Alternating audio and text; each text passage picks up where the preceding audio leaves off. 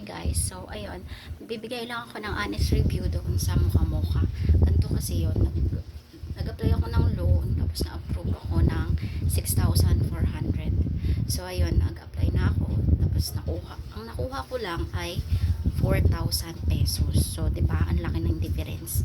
Nasa masyadong mataas yung interest niya. So bali ang fee daw po is 1,920. Tapos may hidden charge pa siya na na